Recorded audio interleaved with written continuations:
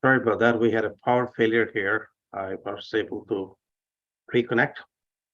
Can anybody please say with Q&A if you can hear me loud and clear? Jyoti, Randy, can you hear me loud and clear? Yeah, I can hear you, Navtaj. Yeah, we hear you. Okay, perfect. Thank you. I had a little power failure here. Never had before. All right. So we were just talking about what happened the burst in the many times over in Canada. And some of you may not be even born. I'm going to take you to a little bit in those days. But talk about a little bit Alberta. Alberta is something which is right now on fire. Average house prices have gone up by 10% or more. Especially in Calgary, for every house, there are more than 5 to 10 different offers coming in at the same time. And it's interesting to know that why people are moving to Alberta, simply for one reason, is the affordability factor, though. They can afford it, they see like it's a decent city, and they can raise their family there. But things have gone back and forth in Alberta many times over because that particular economy, before 73s or early 70s, Calgary was known for Cowtown, Edmonton was known as Deadmonton.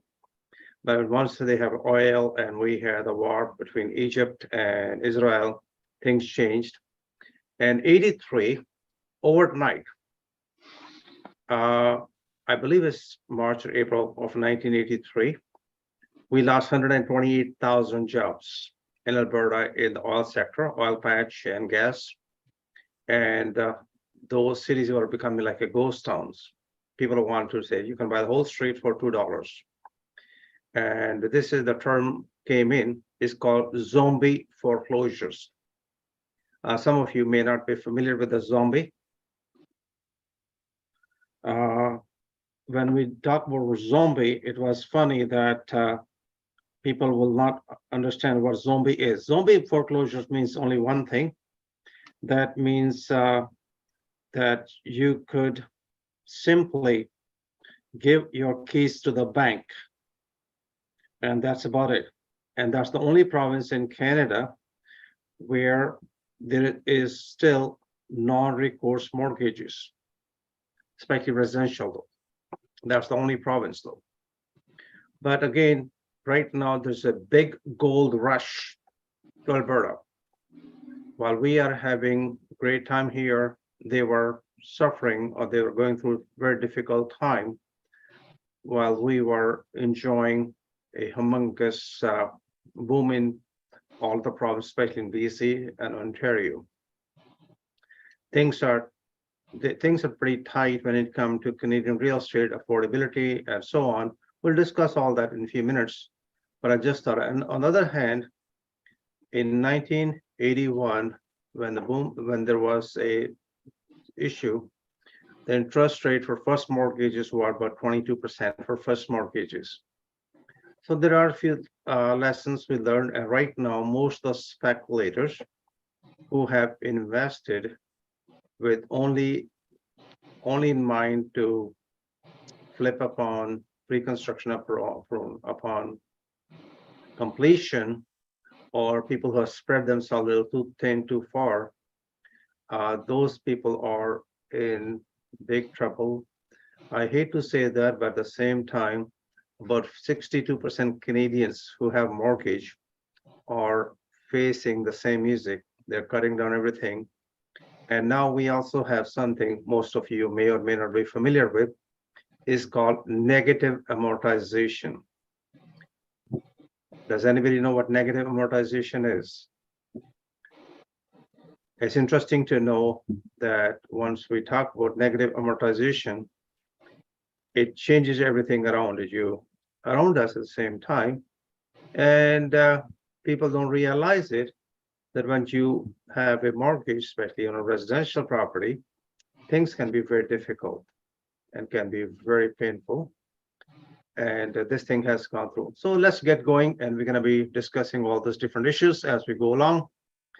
We may have one or two guest speakers may or not, or may be able to make it because they might be traveling, but I just thought I should just get going with it. All right. So those who are not REA Club members, we welcome you to become members. It's not much of a fee. It's the value you receive. To build a relationship with another investor, people don't do business with people who they do not know. You have to build a relationship. The people you're going to be seeing tonight, or some of them I'm dealing with them known for like 10, 20, 30, 40, 45, 60, 50 years because I'm an old man. So you can relate to that. So building a relationship is a very important part of our success in the business of real estate. The more people you know, the better it is. And it's also based upon knowledge and up-to-date information, though. It's very important for you to know. The best time right now is the best time to invest in real estate. Now you'll find some of the home sellers are happy to do the owner financing at 0%. They want to accommodate you. And you will see after a short while, there will be new trend which will open up. People will buy down your mortgage for you. Builders are going to buy down your mortgages for you. And the interest rate is 6%, 5.5%. They say, okay, how about if you buy it for first 3 years, your mortgage rate will be 2%. They're buying it down. It's the same scenario when you buy a furniture from brick or other store. Okay, no payment for next 3 years. And this is going to be in the work for them to sell because this is the first time about over a decade, about 10 years, that the builders have noticed the properties are not selling. Affordability, fear of unknown, inflation, you name it, and there are a lot of stuff in this mixture though. So networking is going to be helpful for you. New ideas is going to set you free every time. Every time you get a chance to work with, you'll be surprised what do you get into it. So while we invest in area where we call Toronto, 25% of all the Canadians live in this 100-kilometer radius. Greater Golden Horseshoe, by the way. This is the area, no matter what you have done, where you have gone up or down, this is going to be regardless great area for you to invest. Reasonably, you will not go through too much altogether. These are based upon the fact what the population growth is, what are the new permanent target audience residents going to be altogether. And the best part is, one of the best part is this Toronto or area become the tech hub number 3rd in North America. That's why you will find a lot of high-tech companies coming into Canada because our dollar is cheap or inexpensive, so are the salaries. So that's why you will find that Canada is becoming now knowledge-based country instead of natural resources. And of course, natural resources are there, but knowledge-based is another reason why Canada's economy is booming though. There is also a recession in the IT industry. A lot of high-paying jobs, they got, what do they got? Pink slip. Where they got the mostly pink slip from? From the Google, Twitter, and some of the Spotify. All these companies did lay off a lot of people, especially in the IT industry. But the good thing is this one, there are so many openings available that they got absorbed. So far, this is not the end of it. This is not the beginning of it. You may gonna find that we also lost about 6,400 jobs last month in the month of July, and the unemployment rate is about 5.5%. So it's good to know where the economy is going, where people are doing, and you might be able to more or less decide where we are going. So Toronto, Alberta is red hot right now. That's the only province where people are drawn like crazy. It's like a gold rush. What happens in 2006, what happens in early 80s when we had a huge demand for oil, when oil was $40 a barrel. and drop into $10 a barrel overnight. But again, Alberta is a lot more steady in my opinion, because now they diversify their economy altogether though. Again, there is certain areas which have done very well, especially when it comes to condos. About a year and a half ago, or maybe 2 years ago, we had builders coming to us and offering us a package deal where they were throwing 2 or 3 years mortgage payment for our investors, rental guarantee, and so on. Now those opportunities are gone, and those who bought those condos through our platform are doing well. They might have $2,000 to $3,000 a month positive cash flow, with maybe 5% down or 10% down, some put 20% down. Just imagine you put 3,000 down, and you have about 3,000 a month positive cash flow coming in for the next 3 years. Though, is that pretty good? I think so. I think it is really reasonable, though. We're going to move forward with what is happening with Canadian population. The growth, job growth versus population is the big thing. And of course, it's the first time we have a huge amount of new intake. Don't forget, by 2030, 1/4 of Canadian force is going to be seniors, though. 1/4. So Canada is working super hard to attract a lot of young people, come to Canada, get your education here, get all those high-tech jobs. We still have a huge shortage for tradespeople. But again, this is something where people are saying, oh, should I be going to Europe? Should I go to Alberta, or should Australia or New Zealand or any other countries though? So there's all kind of options available for those who want to migrate to Canada though. Some of the information I'm going to be sharing with you, these are the different sources we get information from, just to let you know. Rate hikes, interest rate hikes, that is hurting almost anybody and everybody, directly or indirectly. When your house is paid up, your credit card payment is up, lease, and you might notice that everything you buy, sell, trade has some sort of impact of the higher interest rate. So this is Toronto. This is gonna be, this red buildings are coming up, by the way. There are going to be humongous growth in Toronto, and there's going to be humongous growth also in Hamilton. This is something we just noticed, that this is where the city going to continue growing as well as we speak though. So mortgages are gone from bad to horrible. If you're looking for a mortgage, what you should be looking into it. I'm going to ask this question to Randy Goodman first. We don't have a David tonight, and we don't even have a Jerry Hogenhout tonight, but we shall see. Randy? Yes. So what do you think is the right sweet spot for your client who are buying real estate today? Should they be looking into variable mortgage, fixed mortgage, 1 year, 3 year, 5 year, 2 year term? What is your recommendation?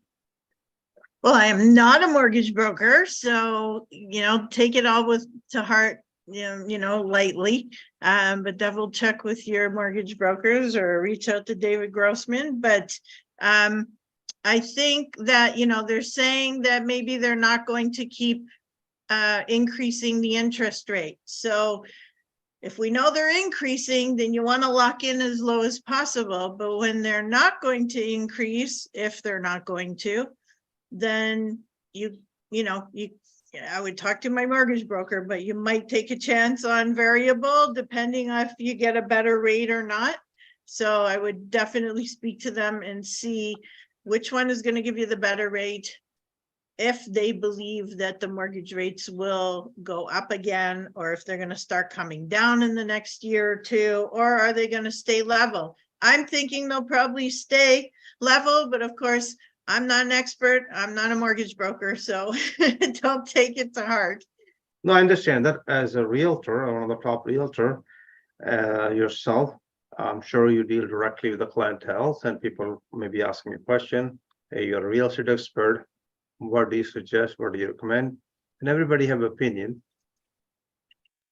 Yeah, well, if Sure. they don't raise it, then, you know, I would be more geared to variable just because I personally like variable, although people who locked into variable a couple of years ago are not so happy right now. But you know, if the rates aren't going to change, then you know, you have to go where your comfort level is. You're right. Jyoti, what do you think of that? Well, as my colleague said right now, I'm also not an expert on mortgage rates. I deal with the legal part of the real estate market. I'm a lawyer. But I would say that if you're getting a decent fixed rate for say 2 to 3 years, my personal opinion is to go with that. But like I said, nobody knows what's going to happen, if they're going to keep on increasing, or if at some point of time this year or early next year, they're going to pause the increases. So it's difficult to say at the moment. Well, the consensus in the market is if your mortgage is up for renewal, don't rush into it. We might have a couple of mortgage brokers online here tonight as well. You can put something Q&A, hey, what do you think? And they might be able to answer it for you or put in the chat if you like. The best right now, a lot of Canadians, here's something I like to share with you. About a year and a half ago, about 60% of the mortgages were variable. And I heard the fact up to 65%. Right now, they dropped to 15% or 16%. So all of a sudden, people who had a variable mortgage, now they are locking it up. And 1 to 3 year is reasonable term. Where the rates come down, perhaps they would. Now they are saying maybe the rates won't come down for the year and two. And again, there are some biased opinions based upon all projections, and everybody can be right and everybody can be wrong. So there's no if, no buts. But again, this is simply based upon what we hear from other people, though. Now we also have David Grossman. David.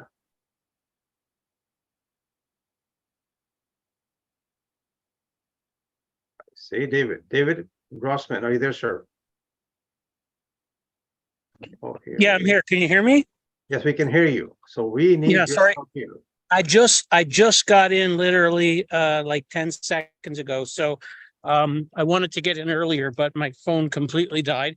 Anyway, so I'm here and you wanted me to speak about renewals, I think, today, correct? No, before you do that, we have something, we need to have your feedback. Mortgage rates today range from bad to horrible. And where do you think is the sweet spot right now? Well, I mean, God, it's just like it's just so horrible that it's hard to say, but I will say that people are asking about 5-year rates simply because they are like much more reasonable, right?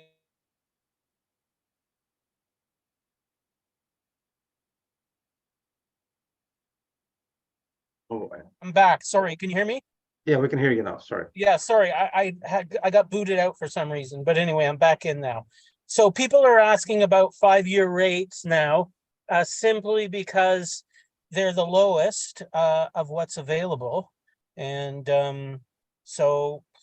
but who knows? Like, I mean, if we learned anything in the last couple of years, it's that we have no idea what is really happening. So people have to choose what they can afford and what seems reasonable to them. So I am seeing people opt for 5-year fixed rate now, because if they feel they can afford it, at least they know it's not going to go any higher, and it is cheaper than the other options. Like shorter terms are higher, like around 6 and above, whereas we have some insured money for a purchase in the 5.5% range at this time.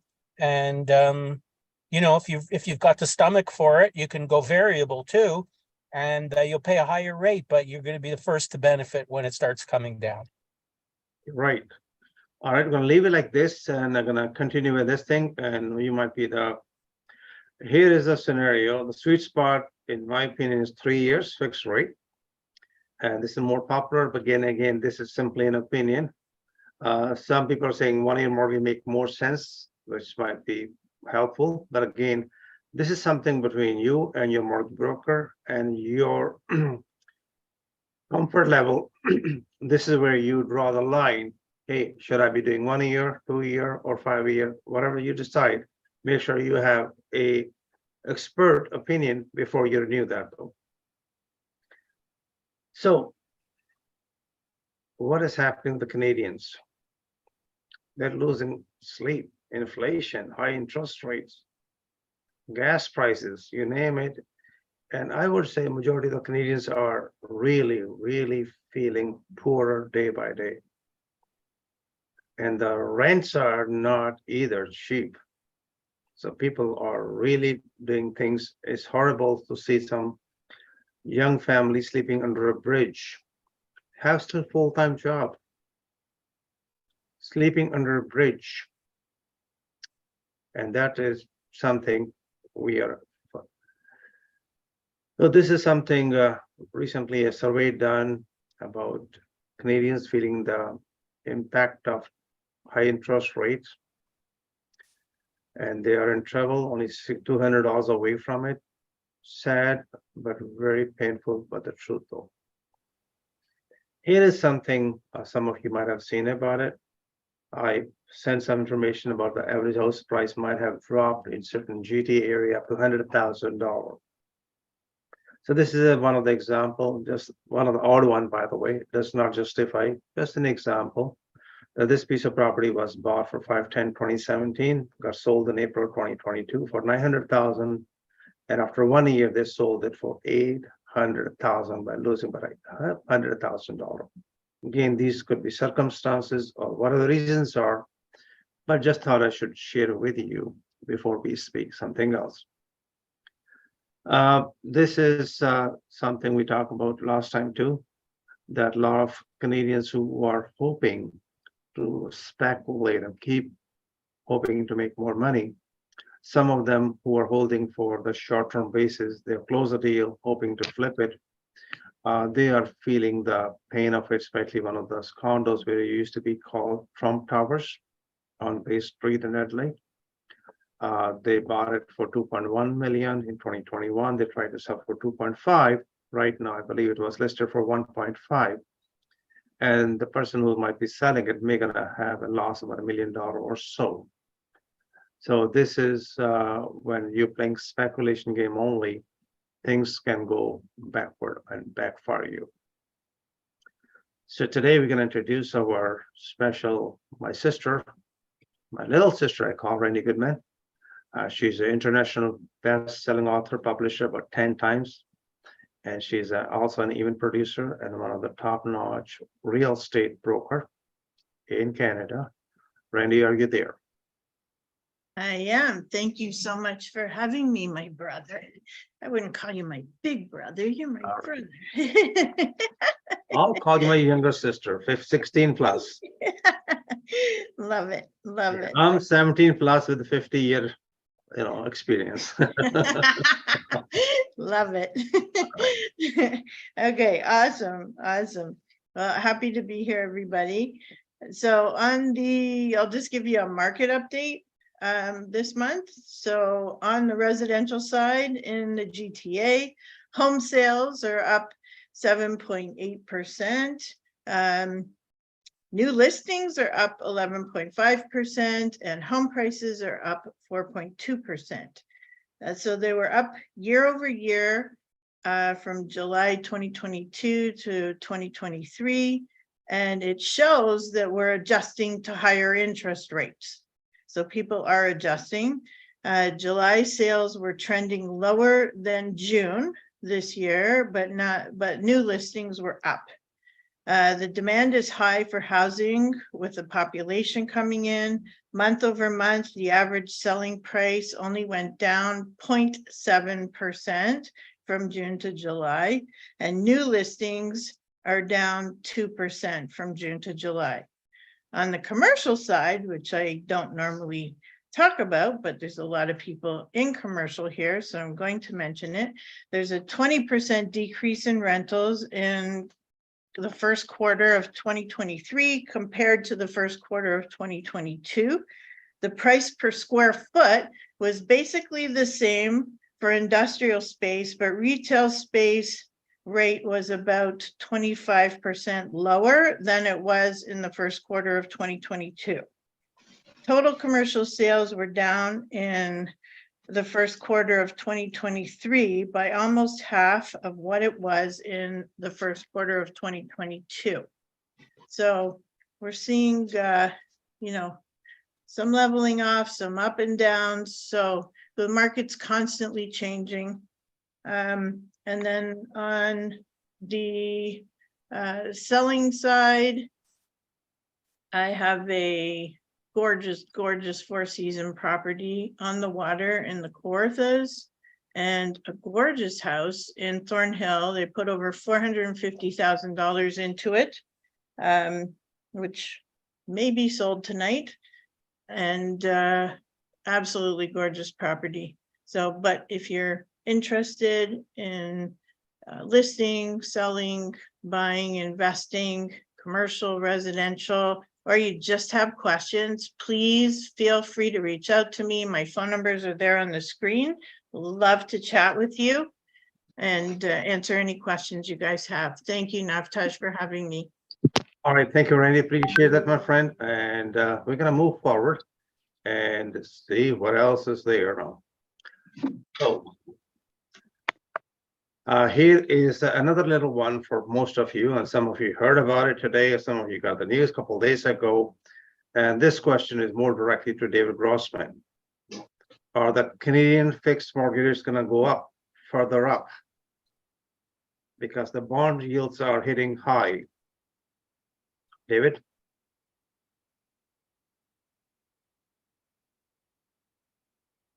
Oh, sorry, David is back here. David?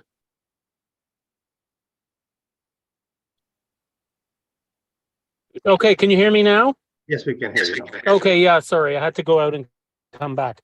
Okay, Okay. so our mortgage rate's gonna go higher? Well, No, I mean, are the Canadian fixed mortgage is going to go higher? sorry, Because is what mortgage gonna go higher? are the Canadian fixed mortgage rates about to take another leg higher because of the higher bond yield? Well, if the bond yields keep going up, then the rates go to follow. So that's what's been happening lately. So yeah, it keeps going up. What can we say, Navtaj? It keeps going up. You asked me about renewals. You wanted We're me going to to. talk about it in a minute as well too. Okay, well, So more or yeah, less, yeah. rates keep going up. Like, I mean, who knows, Navtaj? We don't know. They tell us it's going to be one way, and then it's something else. So, I think inflation, we more or less have. You know what? Benjamin Tal is a senior economist with CIBC. Some of you may have heard of him, and he's saying now that the Bank of Canada is overshooting. So they're trying to fight inflation, and they're raising, the overnight rate in order to do so. And inflation is, seems to be getting some control, but they went and raised rates again, and there's a fear that they may do that again, which is, I think, what's driving up bond yields. Okay, so it's fears of more rate hikes, basically. And he says that they're overshooting, and I agree with him. So the economy is going to slow. It's going to have some recessionary effect. Like you said earlier, people are hurting. The market is slowing down. And I agree with what he's saying, that they're overshooting. Right. So, but what can we do about it? I mean, not much. not much, except for take advantage of opportunities, be ready. I'm dealing with some buyers.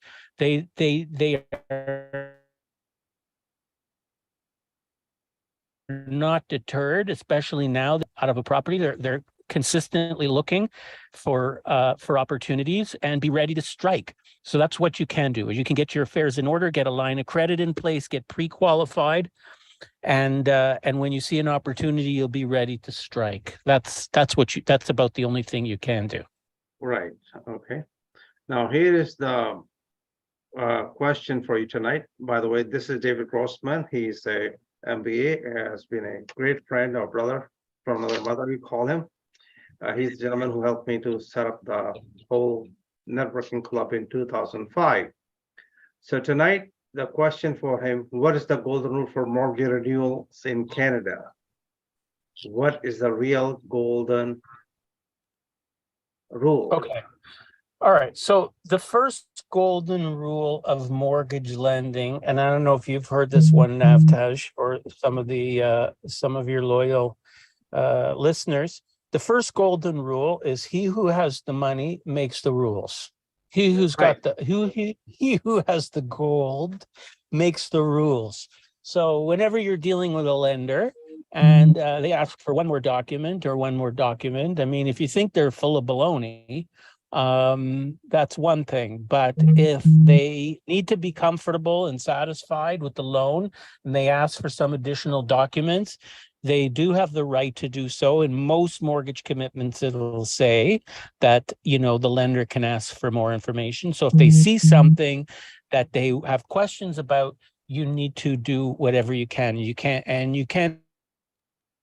say to the lender, well, you only asked for this and I gave it to you, and now you're asking for too much. I mean, you can, but if you feel out the situation, you're dealing with an experienced mortgage broker and you know that the lender's serious about lending, but they need one or two more documents, that you get them the documents, because the lender has to be comfortable with the deal, whether it's a renewal, refinance, or a purchase. Now, the thing about renewals is normally you do not have to requalify for renewal. You should always shop to make sure you're getting the best deal. But if you move to another lender, and we do have a lot of lenders who have what they call switch or transfer programs, where we can take the existing charge and move it from one lender to another.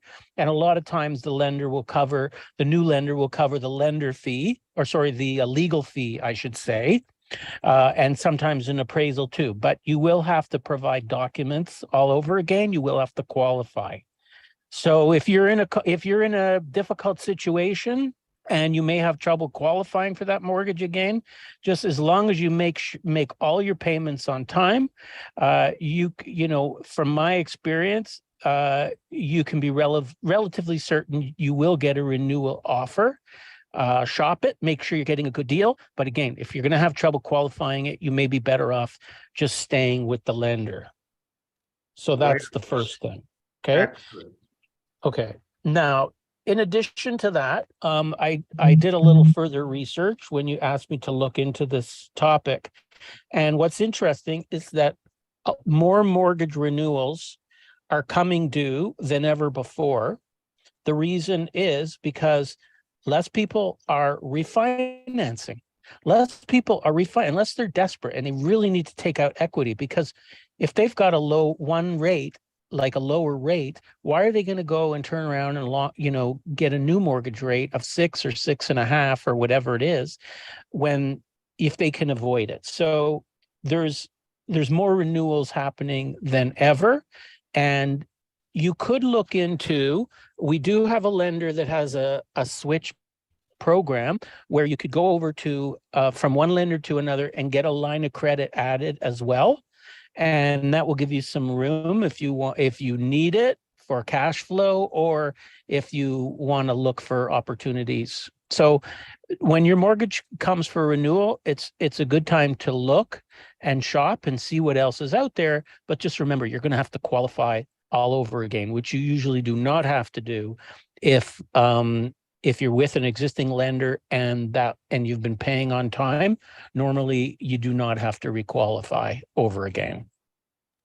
Excellent advice, David. Anybody have any questions? Please feel free to put it in Q&A for David. David, are you in front of a computer or are you on the phone? I'm on my phone right now. No problems. Okay. I wanted to show some charts. Maybe I'll skip it for next time. Well, I can see. Okay. What I just want to show you something about how many Canadians concerned about mortgage renewal. Approximately 62% Canadians who have mortgage are very concerned how they're gonna get this mortgage. This is one of the red hot question in rates.ca as well. If you look at the rates carefully, some are few concerned, some are not concerned at all, but majority of 62% Canadians are really concerned. And this is the topic we'd like to discuss even in the next meeting, and also perhaps we're gonna have pretty shortly live meetings in person. And this is also want to show people exactly what the rates were from last many years, and why Canadians, some of the so-called Canadians who are not informed enough, are becoming subject to a negative amortization. Yikes. Can you imagine that somebody just decided to take a mortgage and they say, well, figure it, we're going to pay it off in 20, 25, or 35 years. Now, based upon the negative amortization, could take up to 90 years. Just imagine to pay off your mortgage in 90 years. Would you like to a little bit elaborate on negative amortization, David? Sure. So basically what's happened is, you have lenders out there like TD Bank, for example, and others who have a variable rate mortgage where the payment does not change even when the rate goes up. The payment doesn't change. So what happens is every time the rate goes up, more of your money is going to interest and less is going towards principal. In theory, the lender is supposed to contact you when you get into a negative amortization situation, right? Because at some point your payment's not going to be high enough to even just cover the interest. So then you're into a negative amortization.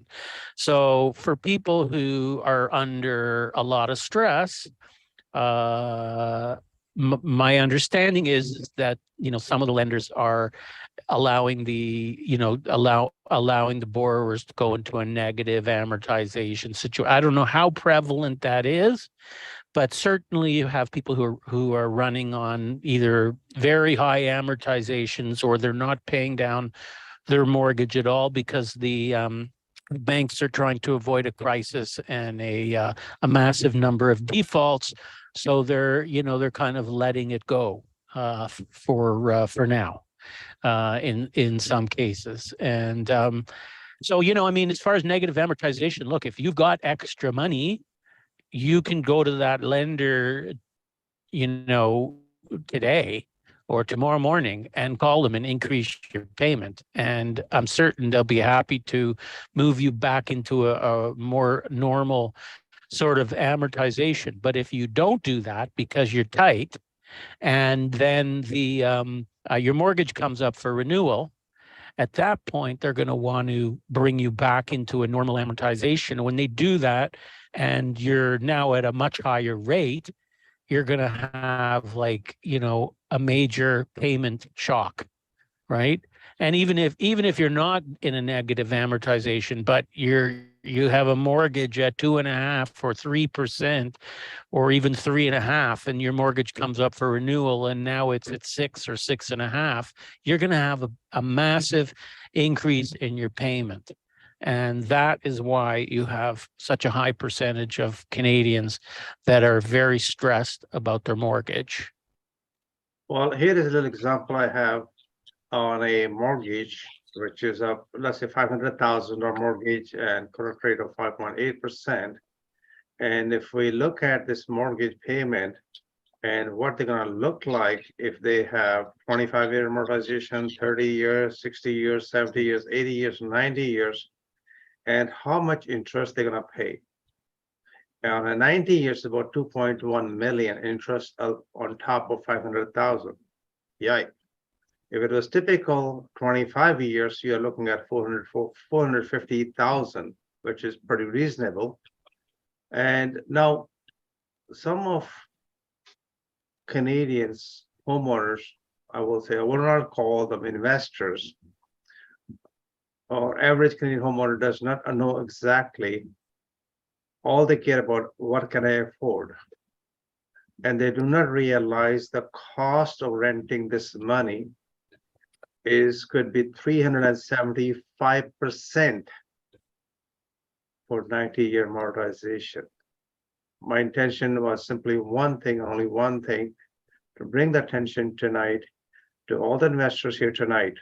Hey, listen, if we can help fellow Canadian understand that, even to tell them, hey, call David Grossman and he can help you through.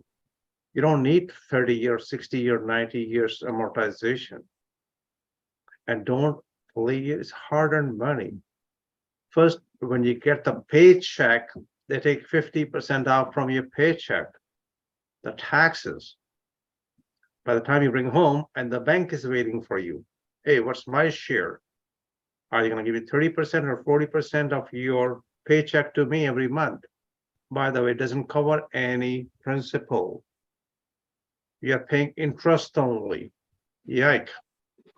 That doesn't sound good, does it? Now you paid your taxes, you're not going to get a penny out of that. And you're paying interest only, you're not going to get a penny back. It's the cost of living. Unfortunately, truth, but again, anybody want to take a quick picture of this slide, you're welcome to do so if you have a phone with you. But again, just thought I should share with you. Sometimes we don't realize the cost of it.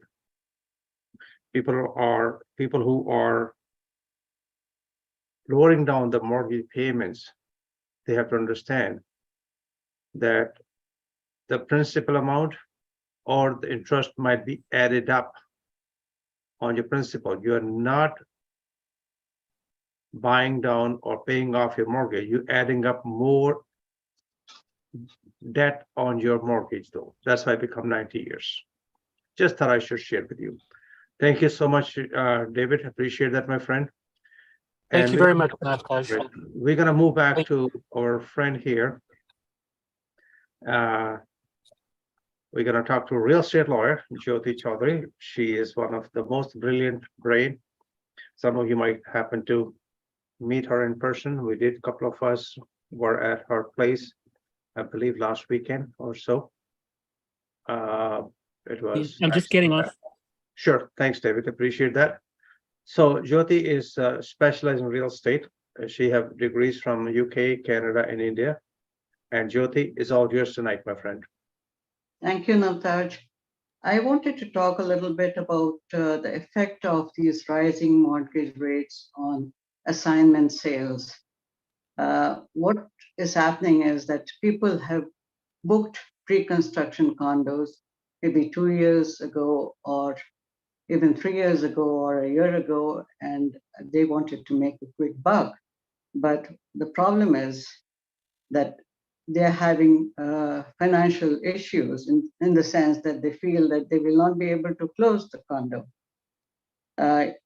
He may not have the funds or can't get the financing to complete the sale, and they feel it's cheaper to assign the contract to a new purchaser than to go into default.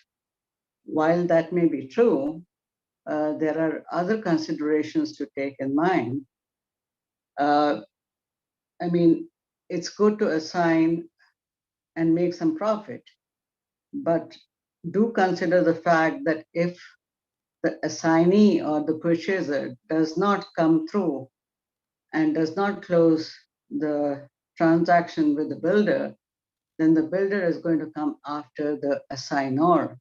That means the seller who's trying to sell his rights under the contract to the new purchaser.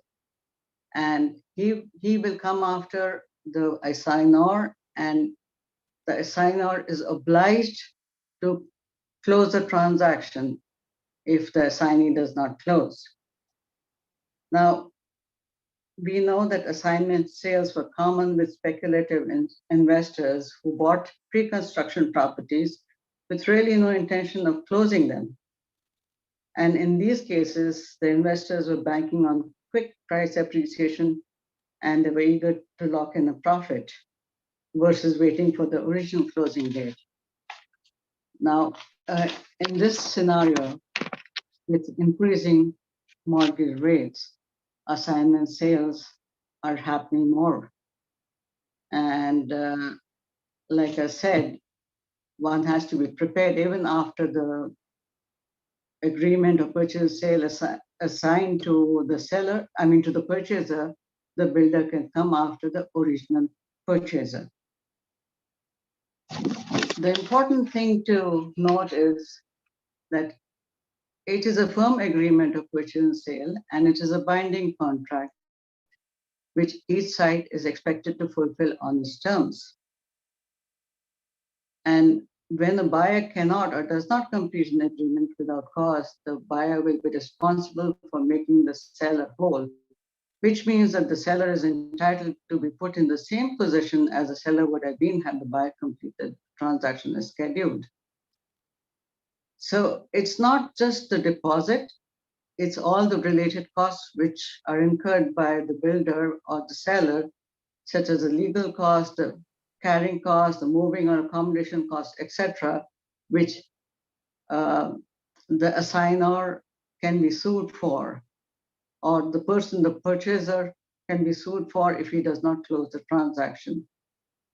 Of course, buyers are not entitled to a return of the deposit, nor is the liability limited to the amount of the deposit. The broker can only pay out the deposit under mutual direction of the seller and the buyer, or by a court order. So it's not as simple as, okay, I gave this deposit, now I've signed a mutual release, and I should get the deposit back. Sometimes people will renege on the mutual release as well, and you need a court order to get back the deposit. But the important thing to keep in mind is that the seller does not have to wait for a mutual release to relist the property. But in fact, he may be obliged to do so in order to mitigate or lower the damages. So there are various issues that one has to think of, even while signing on the dotted line for a pre-construction condo.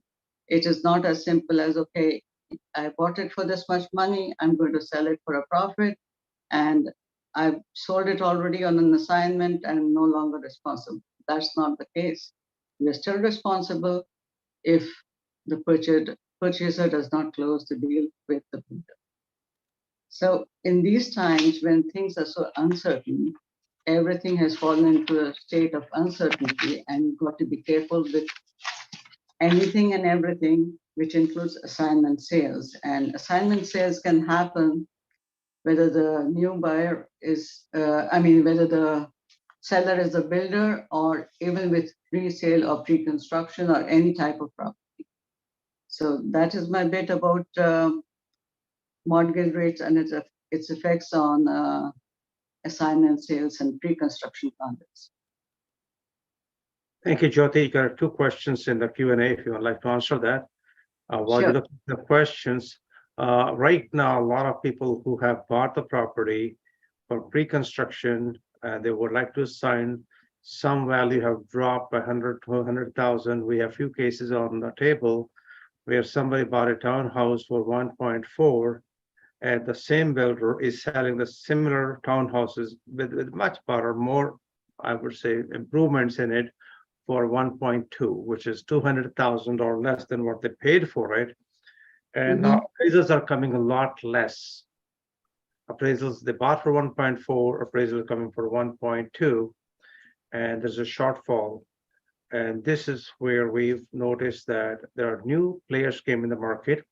Just to give you a creative ideas about this type of deals, a couple of lenders have came up with an idea, and they, instead of lending the money to you, if they notice that the you bought the condo or a house or townhouse or anywhere in Ontario or even BC, they look the value is much higher, but you don't have the capabilities to qualify.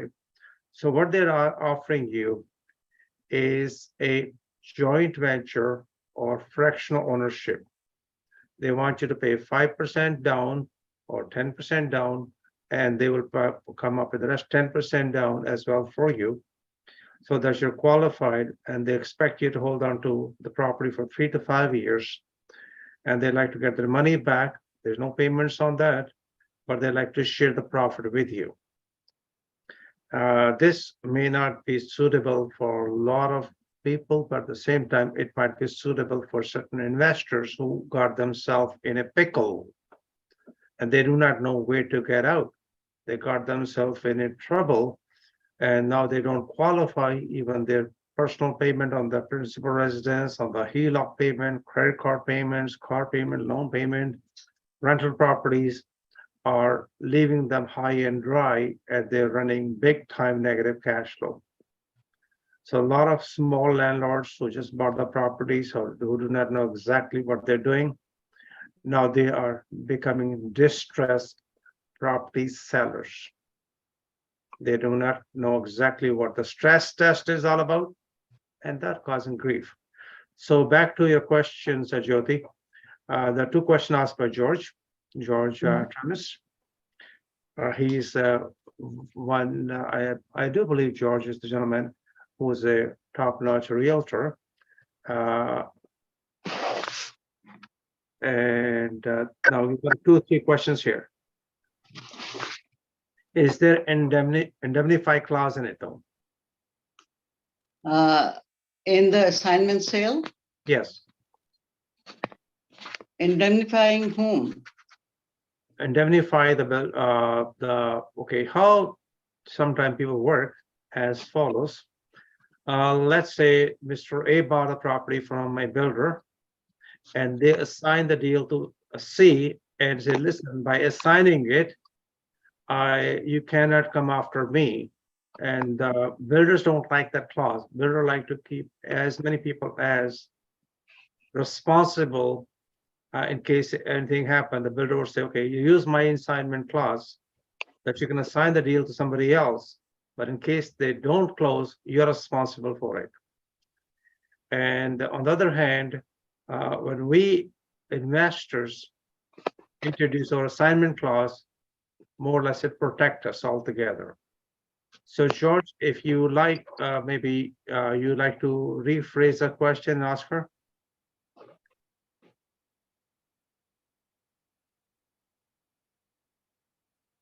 We also have another question about when are we able to negotiate with the builder? Builders they may not gonna come up with an idea of a negotiating price with you, but they can come up with some sort of terms though. And Namtaj, I've just read George's last comment. So what he's saying is, in the assignment sale, the assignor is indemnified once the vendor approves the assignment. That is not the situation, George. Vendor gives his consent to the assignment sale, but he does not, the assigner is never indemnified. The assigner is always liable to close the transaction if the assigning does not close. So that is my answer to the indemnity question. And always, as far as consents are concerned, always the builder's consent is required for an assignment sale in all situations. And they cost money, and that the assigner is supposed to pay normally the assigner pays the assignment fee to the builder. All right, thank you, appreciate that. George, I hope it answered your question for you. George, also, we're gonna get him on the board, by the way. He's one of the top-notch negotiator, and he does help fellow Canadians who are negotiating. He himself is a realtor, but I happened to meet him one time in person. As very impressive gentleman to deal with. All right, we're gonna move on. Thank you, Jyoti, so much, and I want you to hang in there. You're in case welcome. more questions as well, as we go along. Jerry Hoganhout is, I believe, still might be in the plane, so he is not able to attend thing with us, but let me see if I can share some of the stuff with you. This is what Canadians face, by the way, taxes. How much taxes you pay? Approximately 43% of your income. For food and housing, 35.7%. What are you left with? When we're talking about housing, we're talking about mortgages or the rents. So there's something have to change. And if you're an investor and you have been quite involved, then you understand how we are able to do it much better, more effectively compared to a lot of other people do. Some of you may not be aware how much money our Canadian money families spend on the healthcare. When we say healthcare is free in Canada, I'm sorry, you are paying for it. Average family pay about $17,000 for it. 17,000. That's your tax dollars, by the way. There's no free lunch out there, ladies and gentlemen. When some of the politicians, somebody else make a statement, it really, really burned me and burned a lot of fellow Canadians. There's no free lunch out there. We pay for it though. Especially, when some statements are made to make us feel good. Not really. We paying their salary as well too. This is Freedom Day. I discussed last month as well. I want to discuss it again one more time. Tax-free day is the day till June 19th, whatever the work you've done, you simply work directly for the taxman. You paid about $64,000 of your income. That we're talking about an average Canadian family. That's lots of money. And sometimes we should keep all this government officials or the so-called politicians accountable for our money, by the way. Yikes.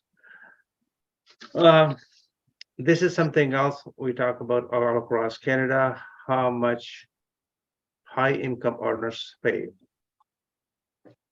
Do the high income earners are working for somebody, or do they have their business? A big question. I'd like to address this question with you next time when Jerry Hogan knows how this is combined. When you're working for somebody, you could be paying up to 55% of your income towards provincial and federal. If you happen to be Newfoundland, sorry guys from Atlantic provinces or Maritimers, you're paying about 55%. And BC is not much fun either, it's 54%. If we look at Ontario, we are in the same range. And the only person who paid a little bit less is Saskatchewan and maybe Alberta, but these are the two provinces where you intend to pay less. I assume also in Manitoba, it's not bad, it's 50%, but again, I still believe that Saskatchewan and Alberta are the two best choices when it comes to the taxes though. This is the share of income, how much we pay. By the way, just thought we'll discuss it next meeting for sure with Gary Hoganhout though. So just like tax after tax after tax, inflation, that really gets going. So we'll skip this one tonight and gonna move it on to the next one. So Jerry won't be able to hear tonight. And we're gonna move to the next thing. So here is something ridiculous in Toronto. Parking spot for $200,000. Is that okay to pay that kind of money? Would you pay that kind of money for a parking spot in Toronto? Perhaps not. This is something happening on Joseph Street. Some of you might know the area. And this is, you pay property taxes, you pay monthly maintenance fees, even for a parking spot. How many of you know that you pay a maintenance fee if you have a parking spot? A lot of times when I talk to Canadian investors who own a lot of condos, they may or may not be aware, hey, there's a extra charge per month for parking. And there's a maintenance fee and there is separate portion of taxes, by the way. Just thought I should let you know tonight, just in case you did not know. So what exactly is happening across Canada? Let me just give you a brief, quickly summary to it. Condo prices in Montreal, Toronto, and Vancouver are the lower comparatively compared to Atlantic provinces. BC have experienced the biggest decline, by the way. More or less the prices have gone back to 2021, except Victoria region. Ontario condos may gonna go further down up to 16%. The rates have gone slightly lower, but in Niagara Falls and Cambridge, the prices have gone up significantly in double digit, by the way. Atlantic provinces, they are doing quite well, by the way, when it comes to double digit increase in Fredericton, Moncton, and St. John, which is good to know. Experience Montreal, a little bit low. When it comes to our provinces like Manitoba, Saskatchewan, they're pretty stable, more or less. And when it comes to Winnipeg, Brandon and Regina, they intend to go okay as we speak. I know that some of you are all across Canada, just thought I just should share with you. I mentioned that interest rates on the fixed mortgage is going to go higher, regardless whether you are aware of it or not. If you're going to lock in for 1 year, 3 years, or 5 years, most of the experts saying 1 to 3 years. After 3 years, they believe the interest rates may going to come a little bit lower and may not be humongous, but it might be lower. So just check with your mortgage broker, get a couple of opinions before you sign in though. Toronto prices have dropped down, by the way, by let's say about 100,000, depends exactly who you talk to and how they represent the figures to you though. So this is where it took the wind out of the market. Almost 68 or 70% Canadians say we are not going to buy a home until the interest rate come down. What does that mean? Now that's not a good sign for resale market as well as for the new home builders though. But again, this is the current status based upon inflation, based upon what is happening, uncertainty, are we in recession or not going to be a recession? And people are putting it off for the time being, and that's why you'll find there are a few markets where it's on fire. Other markets, we are waiting and seeing. If you are an investor looking into any kind of piece of property, this is the best time to negotiate a owner financing, 0%, maybe balloon payment 5 years down the road. We can turn more or less any property and every property into positive cash flow, utilizing different strategies though. Make sure if you are even with a current lender and the interest rates are going up or down, figure it out for a short-term solution. Don't go for the long-term solution. Short-term basis might be helpful, and then you can renegotiate.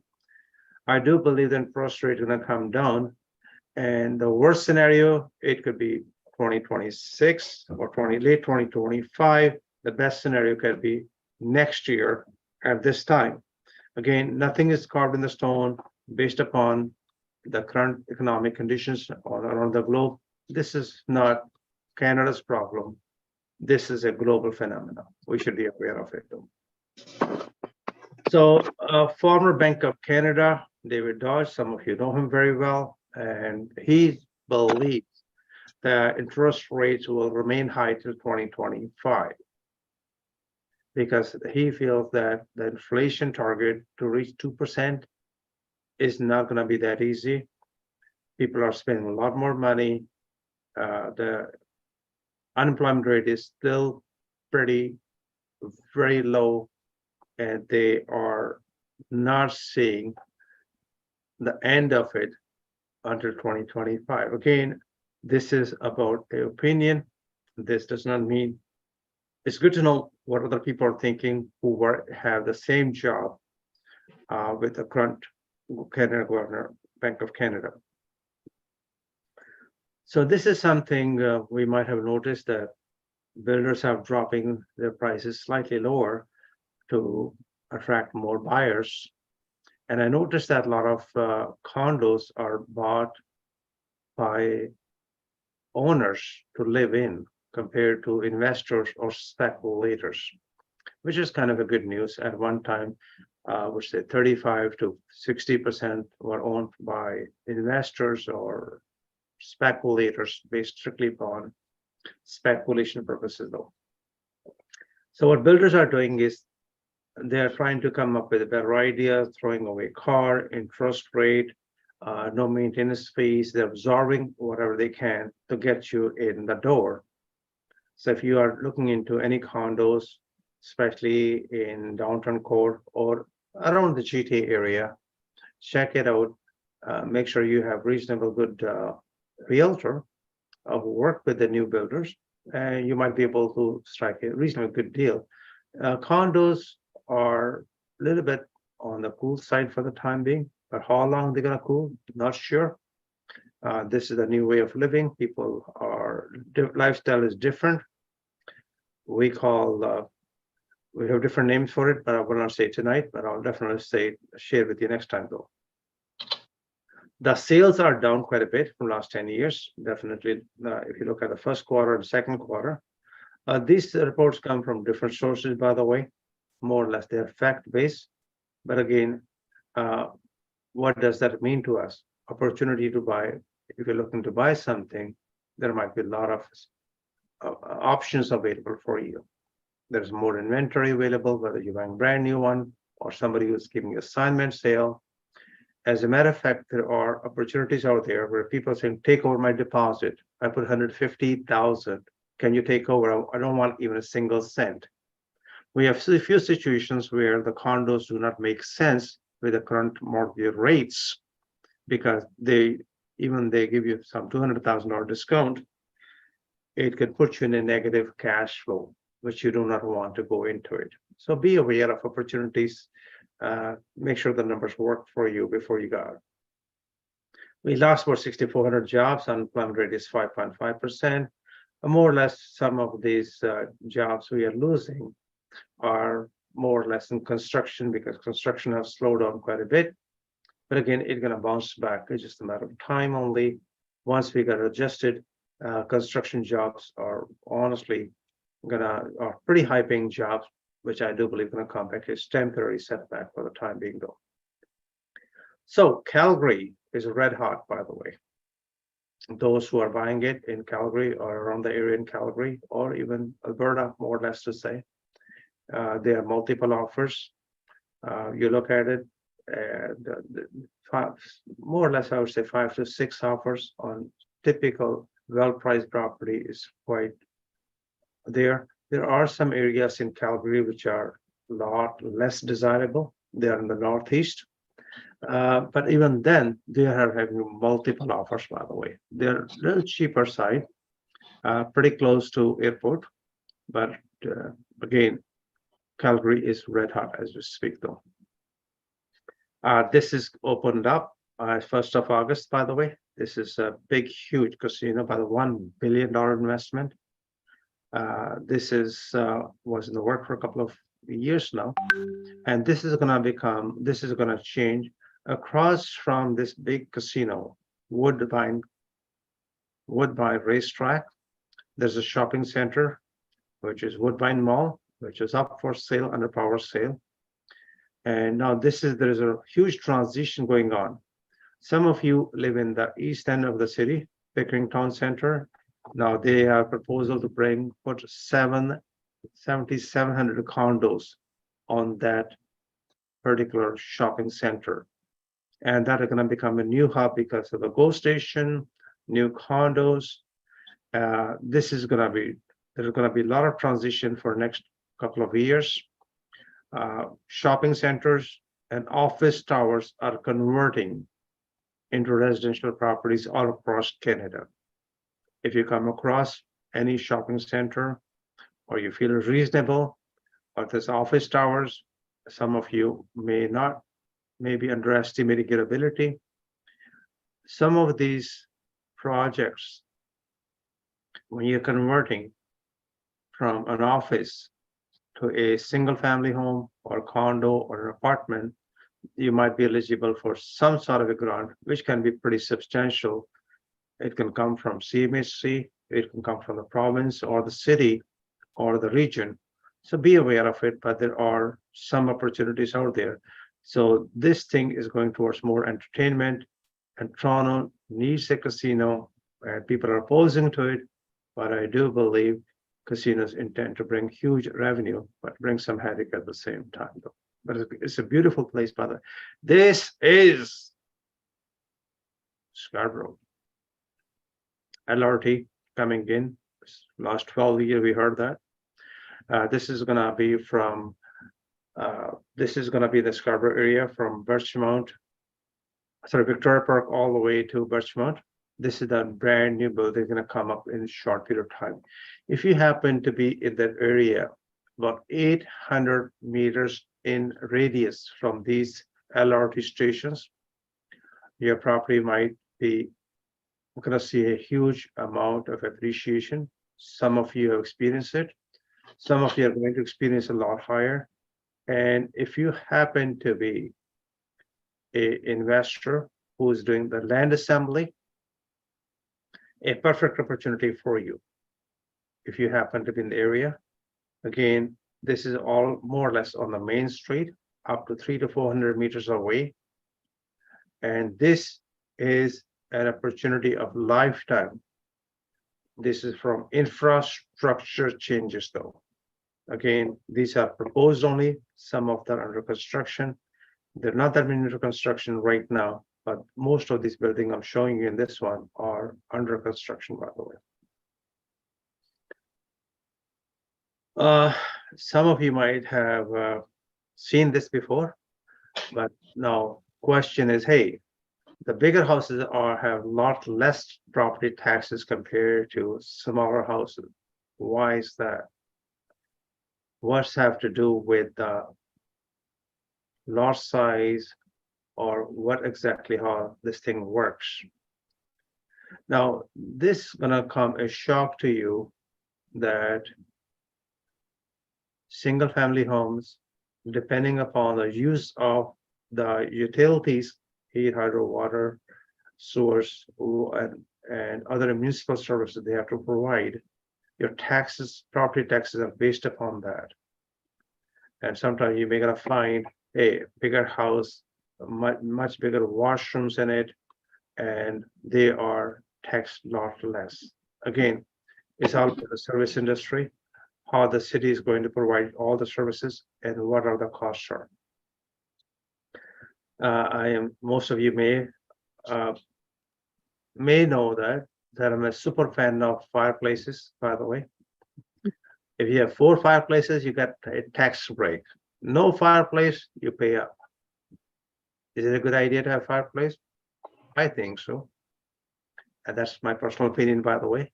You have a right to disagree, or yours. Just thought I'd just share with you. So some of you who know me well, you know, I'm addicted to fireplaces, by the way. Ever since I came to Canada, I got some wood stove, and I love them all over places. This is typical a Canadian family scenario. I'd like to share with you every time during the meeting, what are the options for Canadians who are earning decent salary?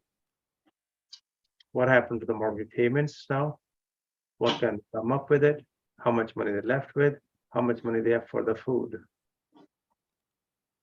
Alex got a question. Alex, if you can put a Q&A, that would be helpful, sir. We'll be happy to answer it for you. Alex? Winter Pavy. Okay, Simon Singh, thank you. You live there. That's why you know. All right. Alex, if you got a question, please put it in Q&A, please. Thank you. Moving forward, this is Hamilton. This is what's gonna happen to Hamilton, by the way. Toronto is becoming way too expensive. So people are going to move into satellite communities or bedroom communities. And the next waterfront, which will be very attractive, which will be reasonable compared to Toronto prices, is going to be Hamilton, especially the waterfront area. And again, if you look at it, the slide demand, those who are looking for a much better, well-priced properties or condos on the waterfront, away from Toronto. Burlington is still expensive. Oakville is extremely expensive. That you look at Hamilton. Again, 45 minutes away from Toronto. In Toronto, there's all kind of facilities available for you. Just be aware of it, that this could be a reasonably good investment, provided you buy it at the right price. And just thought I should share with you. Okay, moving forward. Rooming house, my favorite part of it. Why? When people convert into student housing, they don't realize it, that they might be in the gray zone. A single family home is a single family home. When you have more than 4 people renting, sharing the same kitchen and washroom, that is qualified as a rooming house. Now, the Toronto is making a big change in it. They're going to allow a lot of people. You need to get a license from municipal licensing and standard division. Then you have 2 more issues to deal with. One is the fire department. Every 6 months there's inspection.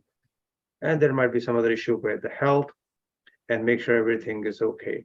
They're going to make it, they're going to allow the zoning in Toronto finally in 2024. You still have 6-7 months to wait.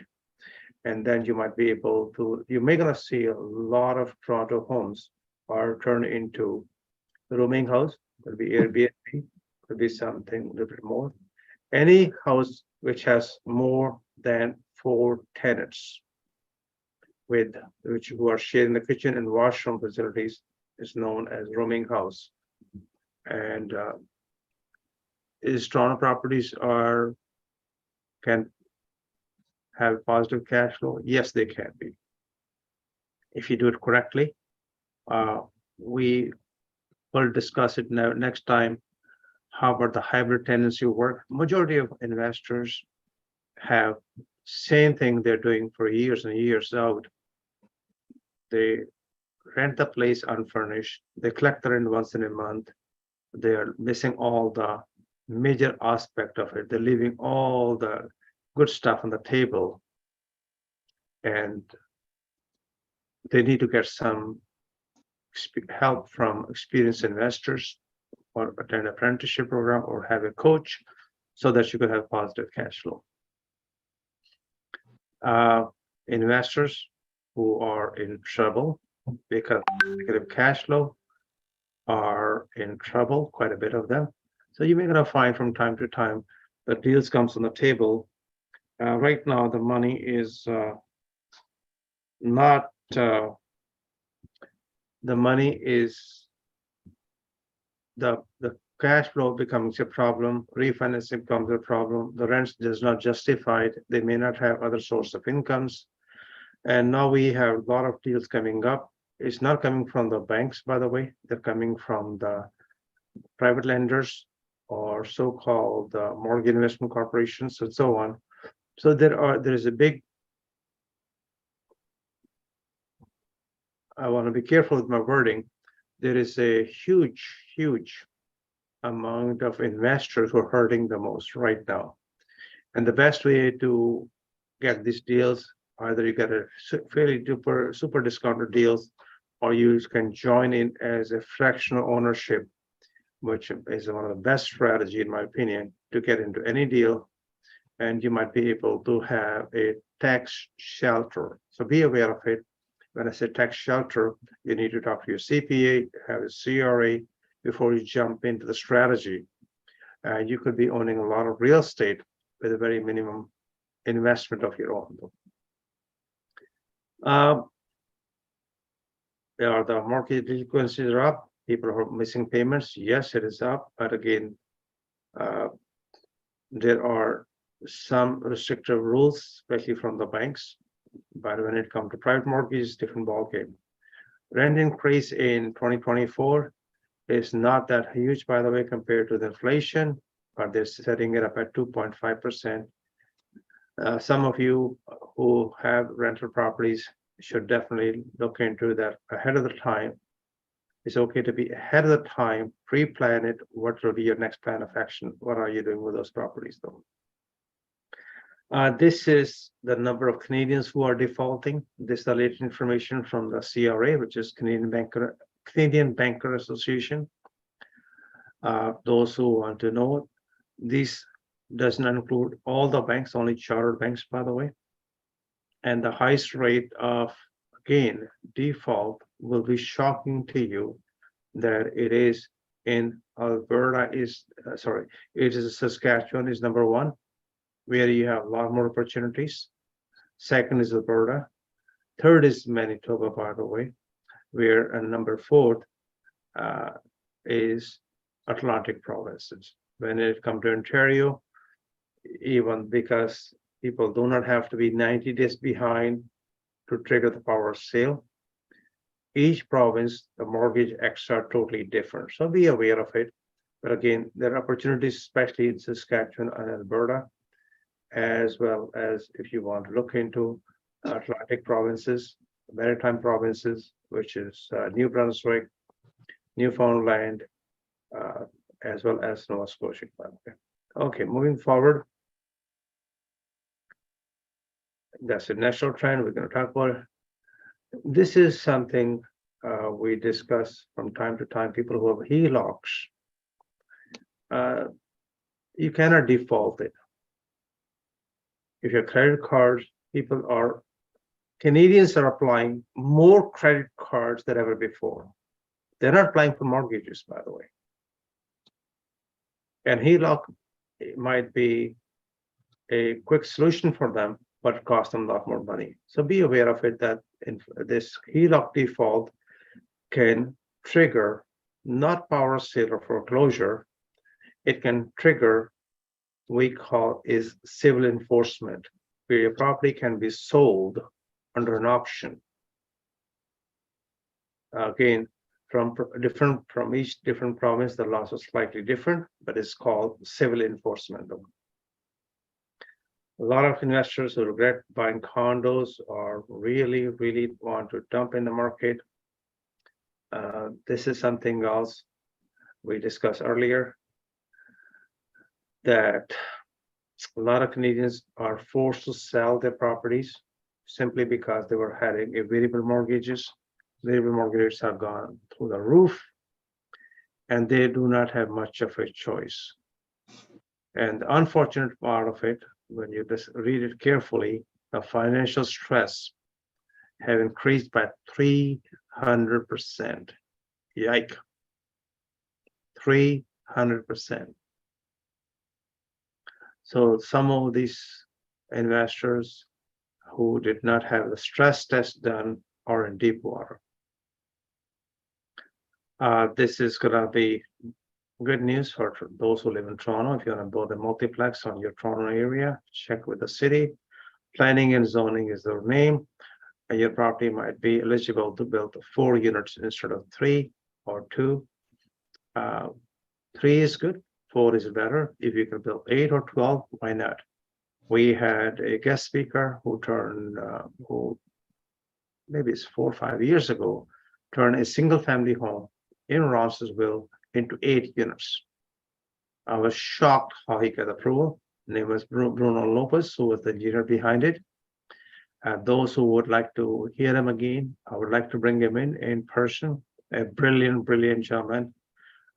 If you're an investor looking into turning your single family home into multi-units, he might be one of the right person to speak to. Bruno Lopez is the name. This is sad but truth. I showed you before that Canadians paying so much taxes, but they don't take all the benefits. So go to this website, canada.ca/forward English/services benefits/forward finders.html. If you like, you can take a quick picture for it. Please go to the website and make sure that what you're paying for, all the taxes you're paying for it, please take full advantage of all the benefits available for you and your family and your loved ones. Population is up about 40 billion in Canada. This is good news for us. This is chaos right now because whatever the market is happening, whenever there's chaos and confusion, there are a lot more opportunity. This is the time for you to remain focused and you take a deliberate action, what you're going to be doing in this time where there will be a lot more opportunities than what you can be aware of it though. Demand for Toronto or real estate, just unbelievable across Canada. Okay, renters are growing 3 times faster than homeowners, by the way. And renters are the one who's paying the highest price. They are carrying the biggest load. They become ultimate paying for inflation, high interest rate. Even as investors, we still believe that our property is not cash flowing for it. But indirectly or directly, these are the renters. We should be thankful to them. They are the ones who look after your property and they are paying your mortgage and they're giving you some sort of return on your money, by the way. And they're making you extremely wealthy. But renters, be thankful to them, be very good to them, treat them with respect and dignity. They're the one. If you can help them, great. We're going to have a quick masterclass on this Saturday, August 12th from 9:45 to 12:30. Those who want to get the tickets. We're going to also have a couple of live trainings, which could be virtual or in person. It'll be only eligible for those people who are attending the apprenticeship program. Just thought I should just share with you. Action we don't take are the ones that we regret the most, by the way. Just thought I'd check with you. This is the time not to, we listen a lot more than we take action, including me. I'm talking about me, not about you. If you become a little bit more action oriented, you're going to find the money grows like crazy. So here is something I hear all the time. Just thought I should share with you. People who make excuses. You look at them very carefully and analyze them. They have no money, they don't have time, and they will do it one day, and one day never comes in. And in my opinion, everybody has the opportunity, everybody has the ability. This is the time for you to kind of re-evaluate how are you earning your living. Do you have the high income skill? Are you able to make a $500,000, $1 million, or 200,000, 100,000 extra on the side? Are you gonna? Is it going to be easy? No, there'll be some challenges. That's the fun part of it. But you can do it though. And some of you, when you think that you know it all, this is where you stop. Unfortunately, there's no such thing. I know it all. So next time when you're looking into something, please skip the excuses. Can I do it? Just do it. If it's no, just move on to whatever you need to do. Check before you invest, by the way. Be aware of there are a lot of sharks out there, which are in a gray zone. And if it's too good to be true, check before you invest RCA or just call the Ontario Security Commission before you invest into any of those schemes where they come in with X amount of money, we're going to give you X amount of return. There are a lot of I call crooked deals. If the deal cannot be reviewed by your lawyer, cannot be okay with the Security Commission, stay away from it. These are for general partners. These are not single family home. Some of you got both into it, your RSP money. You don't have to do anything to make X amount of money. Excuse me. You don't have to do anything to make money. Hello. And just be aware of those situations here. I'm going to take some questions. If you have any questions, I'll be more than happy to answer the question for you. This is something about, we talk about Band-Aid solution for those Canadians who got themselves into trouble because of high interest rate. There are some Band-Aid solutions, and if you can look into long term, that will be helpful. Thank you, Vladimir. Here, thank you, appreciate that. If anybody else have any questions, we'll be happy to answer it for you. I know it's summertime, that's the last time we're gonna meet. By the next time we're gonna meet, the summer is gonna be over. Kids are gonna back to school. This is something upon the request for a lot of people. Can it turn into a shopping center or an office tower or small office building into residential? Answer is yes. There are all kind of subsidies of programs available for you, whether through CMHC, co-investment fund, city subsidy, provincial funding, nonprofit, charities, foundations, and those who are attending a apprenticeship program, they're learning one of the most powerful, very powerful strategy, how to buy office towers for $1. Office tower for one loaning. Again, this is something who are privileged to take this type of program though. Free look clause is something where people call due diligence, so we call free look. You can lock up a lot of properties subject to for 90 to 80 days for your part of the due diligence. This is very common, by the way, among investors. As we speak, there are properties listed on MLS, which are ready for stink bids. Is anybody familiar with the stink bids?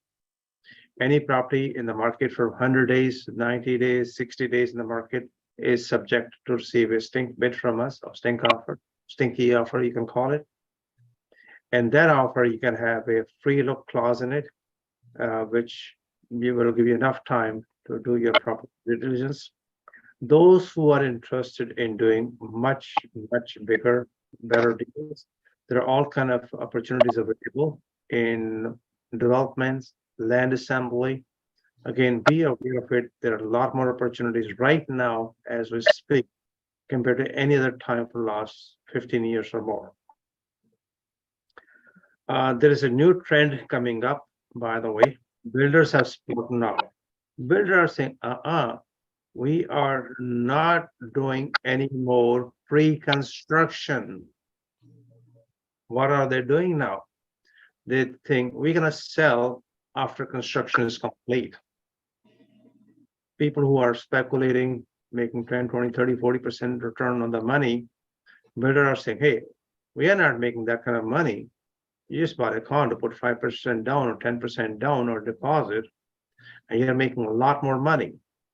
So this trend is going to become more and more common, by the way. Builders have learned from last 10 years or 5 years, the property value do go up, especially knowing the fact for next 10 years or so, we are in a crunch time where no matter what kind of property do you have, the chances of property valuing up are much higher. So be aware of it, that post-construction is coming soon. You may gonna find some of the wealthy builders they find it much easier to finance it, pay for it, and they can make a lot more profit. And this thing have already started in the Western Canada, especially in Vancouver. And it's also sapping into more or less in Alberta. And now I notice few builders, especially in GTA, is looking into post-construction townhouses, houses, as well as condos. Just thought I should let you know. You will be ahead of them, knowing what you already know. You can build any single family lot can be turned into 4 units building, by the way, in BC. It's all across BC. It's going to come down to Ontario, just a matter of time, depending upon the politicians and how they deal with us, though. Why you should invest in Toronto? The compound annual growth rate is 7.5% since 1969 for the last 50 years plus. So those who never took a picture, this will be a good time to take a picture, make a little poster, put it on your wall. It more or less encourages you to invest for a long-term basis. If you have positive cash flow property, you're investing for long-term basis.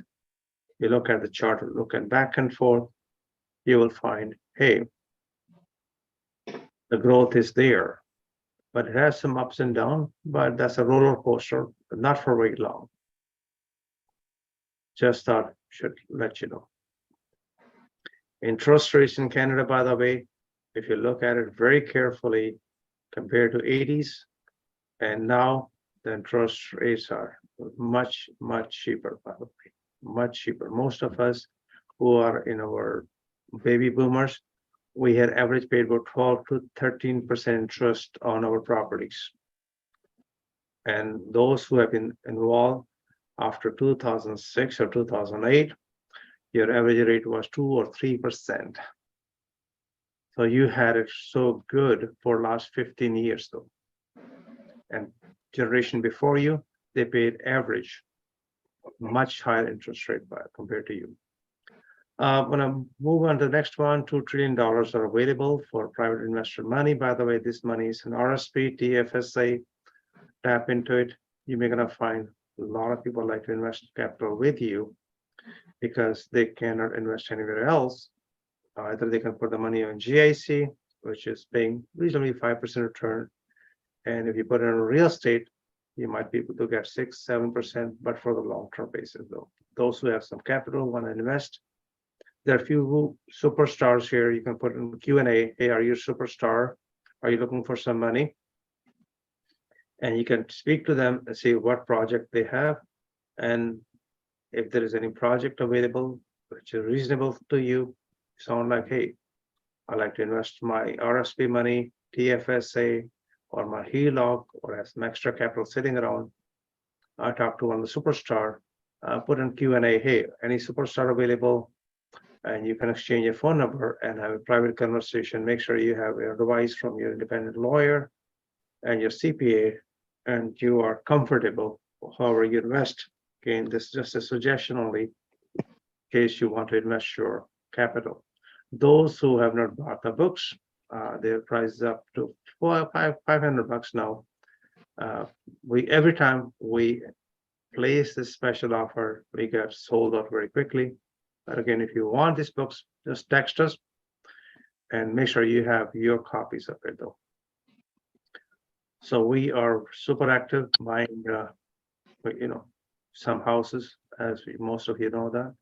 Anything which is a neglected property or a owner who is facing some sort of difficulty in form of a distress, we're definitely looking into it. We pay finder fees. Every time we show this slide, really generate few calls from all of you, and some of you get well paid from time to time for finding all these deals for us. So for true success, 4 questions: why not me, why not now? Are you going to be spending some time investing some capital to learn? Capital of time, capital of your investment to learn how to be a better investor. I like to open up everything for a quick question and answer period for a few minutes only. We definitely promise that we're going to finish at 9 p.m. I know most of you have young kids at home, so we will finish this thing in time. Anybody have any questions, please feel free to put it in Q&A. Okay, got a first question.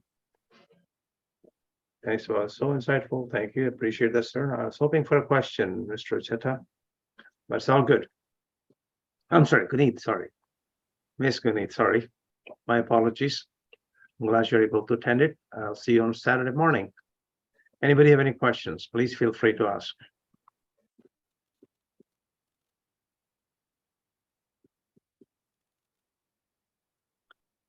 Any questions for our panelists?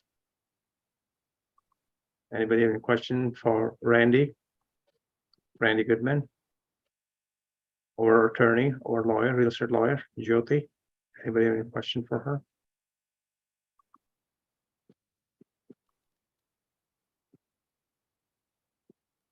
Okay, here we got a question. Do you see rate hikes in the next couple of quarters? Yes, in my opinion, yes, there's a possibility of another interest rate hike in September, maybe by 0.25%.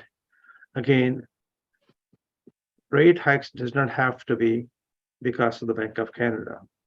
The rate hike could be subject to the bond market. If the bond rate's going to keep going up from last 16 months, they have been up. And if they go further up, you will find the fixed rate mortgage is going to go up. As long as Bank of Canada is concerned, I do believe, that's my personal opinion, again, my opinion only. I could be 100% wrong, that there may be another increment based upon the current status of the economy. They may gonna raise it by another 0.25%. George, we're gonna get you in this meeting, by the way, my friend. Give me a call. George, thank you so much for you being here tonight. I'm so happy that you are able to spend some time with us. A very valuable gentleman, by the way. I'd like to bring him on board. I was very impressed with one of his presentation and was totally taken in by this guy is just absolutely incredible. Just absolutely incredible. All right. I'm gonna take one more. Any questions, please? Any more questions? No question. Our next meeting, apprenticeship, those who are interested in it, it's open and available. We starting new sessions and we are capping down the class sizes to much smaller group now compared to larger, 15 or less, or we may gonna go even lower because we notice the quality of deals and the education intend to affect the size of the class, by the way.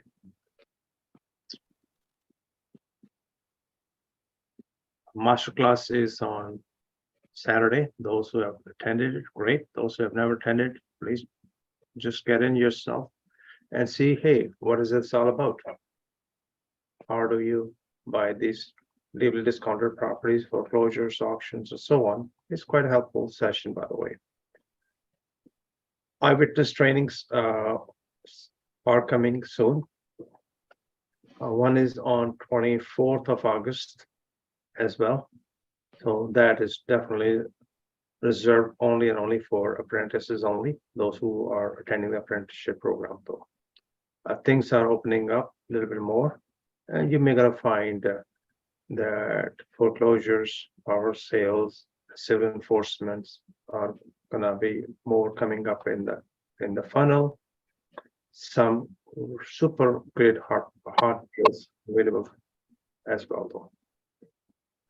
Okay, one thing we already discussed, one of the most dangerous thing or something we say I will call responsible way.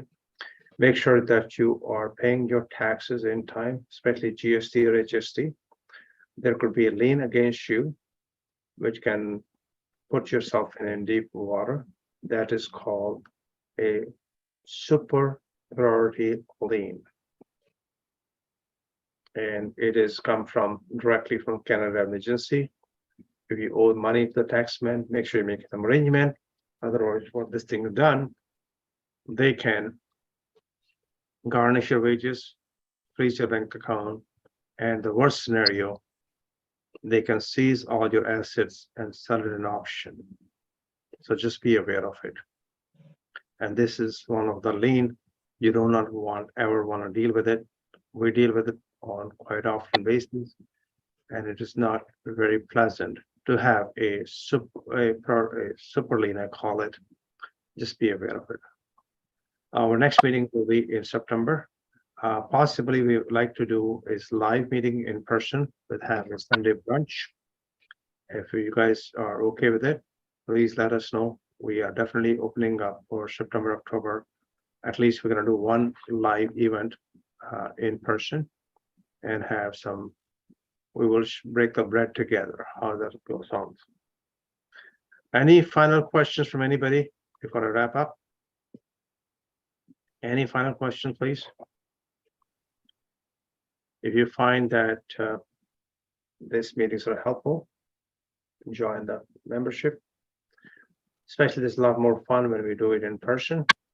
Because of COVID, now we're getting people from all across Canada. We have a lot of people tonight from East Coast. How can I join? George, just give me a call, please, Kevin. Thanks, Deb. Okay, thank you, Kevin. Appreciate that, my friend. George, you have my number. Just give me a call. We'll be happy to.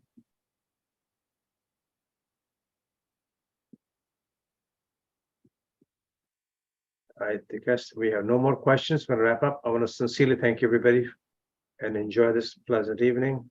I hope the rain stops all across Canada. This season has been a lot of rain. Thank you, Simran Singh. Thank you. Appreciate that. Thank Thank you, Nathan. Thank you, everybody. That's Jyoti, by the way. Thank you, Mr. Poker. Thank you. Good night. Good night, everyone.